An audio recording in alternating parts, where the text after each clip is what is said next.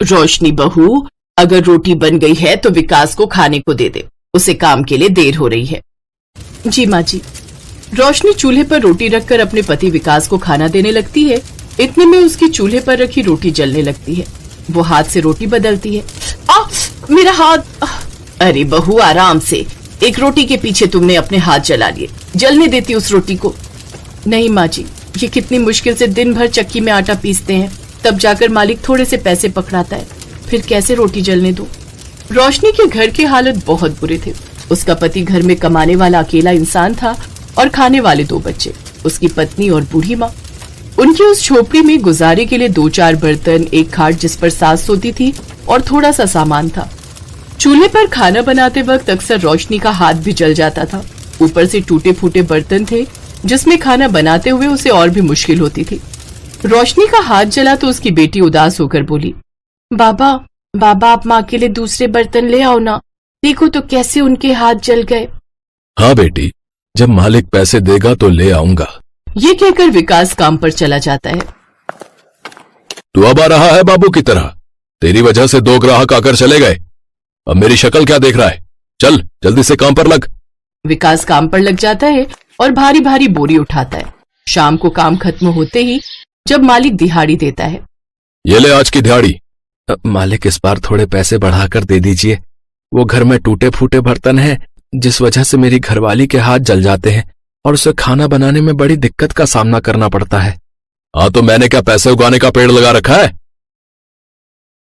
लेकिन मालिक, ये दिहाड़ी तो कम है, सिर्फ 100 रुपए। हाँ तो 15 मिनट देरी से आया था, इसलिए तेरे 50 रुपए उसमें से कट गए, अब चल जा यहां से। लेकिन मालिक, इतने पैसों में घर चलाना मुश्किल हो जाता है, काफी समय से आपने पैसे नहीं बढ़ाए हैं। ज्यादा बकबक मत कर, समझा? इतनी ही दिक्कत है तो छोड़ दे काम करने वालों की कमी नहीं है यहाँ पर। विकास दुखी होकर घर लौटने लगता है। उधर दूसरी तरफ शाम को गली में बर्तन वाला आता है। बर्तन ले ले, अब बर्तन। उसकी आवाज सुनते ही अनु झट से उसके पास जाती है। वो दोनों वहां जाते हैं तो अपनी जेब से 2 रुपए का सिक्का निकालते हुए बोलते हैं, अंकल, इसमें जितने बर्तन आएंगे हमें दे दो, और हाँ, चिमटा भी दे देना। वो क्या है ना, माँ के हाथ जल जाते हैं रोटियां सेकते वक्त। पागल समझ रखा है क्या है? चल भाग यहाँ से, 2 रुपए में बर्तन। वो आदमी उसे जोर से धक्का देकर नीचे गिरा देता है। तूने मेरी बहन को धक्का क्यों दिया? अच्छा तो ले, तुझे भी दे दिया, क्या कर लेगा बोल। वो दोनों बच्चे रोने लगते हैं। बर्तन वाला वहां से चला जाता है। तभी रोशनी उनकी आवाज सुनकर वहां आती है तो पड़ोस की शालू उसे सारी बात बताती है। ये सुनकर रोशनी का दिल बैठ जाता है और उसकी आंखों में आंसू आ जाते हैं। मेरे बच्चों, मुझे कुछ नहीं चाहिए, तुम दोनों ने अपनी माँ के बारे में इतना सोचा, यही बहुत है। ना जाने ये भगवान हम गरीबों पर इतना जुल्म क्यों करता है। ऐसे ही उन लोगों के दिन जैसे तैसे गरीबी में कट रहे थे। एक रोज रोशनी लकड़ियां लेने जंगल गई होती है, जहां उसे एक बूढ़ी औरत मिलती है।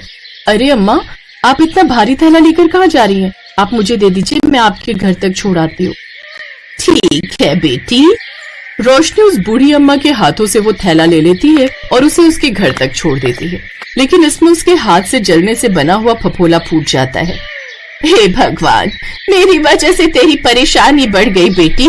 वैसे क्या बात है, तू बड़ी परेशानी में लगती है। रोशनी रोते हुए सारी बात उस बूढ़ी अम्मा को बताती है। बिटिया, जंगल से थोड़ी दूर जाकर एक छोटी सी झोपड़ी है जिसमें एक बौना रहता है। तू अपने चूल्हे से एक मीठी रोटी बनाकर उस बौने को खाने को देना, फिर देखना कैसे तेरे सारे दुख दर्द दूर हो जाएंगे। अब और कुछ मत पूछना मुझसे, जैसा कहती हूँ वैसा कर। वो अगले दिन अपने चूल्हे से मीठी रोटी लाकर उस छोटी सी झोपड़ी को ढूंढती है।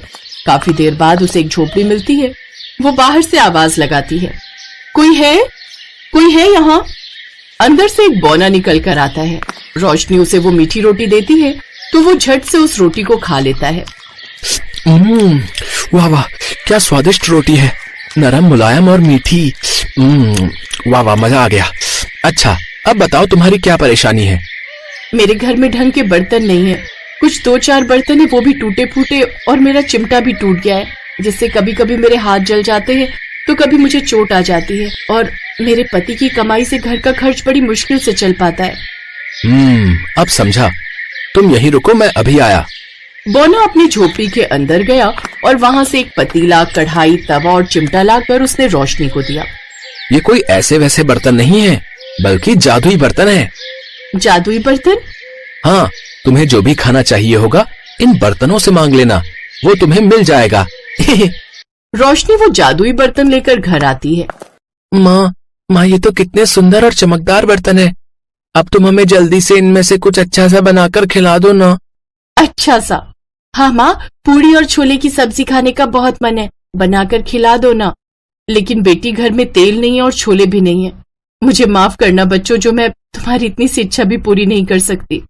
वो ये कही रही थी कि तभी वहां रखे वो जादुई बर्तन भर जाते हैं। कढ़ाई में पूड़ियां और पतीला छोलों से भर जाता है। अरे वाह माँ, ये तो अलादीन के चिराग की तरह कुछ कहते ही सामने प्रकट हो गया। बहू, ये हुआ कैसे? क्योंकि माँ जी, ये जादुई बर्तन है। फिर रोशनी उनको सारी बात बताती है। तभी विकास भी वहां आ जाता है और वो भी ये सब सुन लेता है।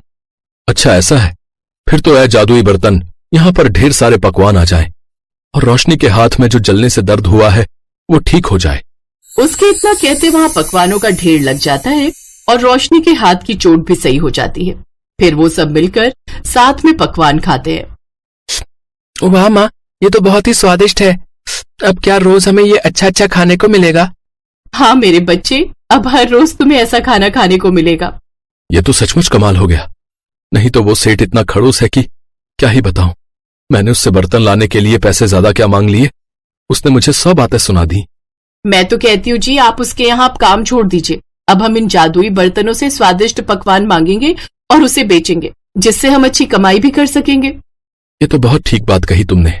अब उन्होंने खुद का काम शुरू कर दिया। उन्होंने एक छोटा सा ढाबा खोल लिया और अब उनके पास ग्राहक आने लगे। उनके जैसा स्वाद तो अब दूर दूर के बड़े बड़े होटलों में भी नहीं था। अब उनका काम बहुत अच्छा चलने लगा और उनकी सारी गरीबी दूर हो गई। कुछ समय बाद उन्होंने खुद का बड़ा होटल खोल लिया। अब वो खुशी खुशी अपनी जिंदगी जीने लगे।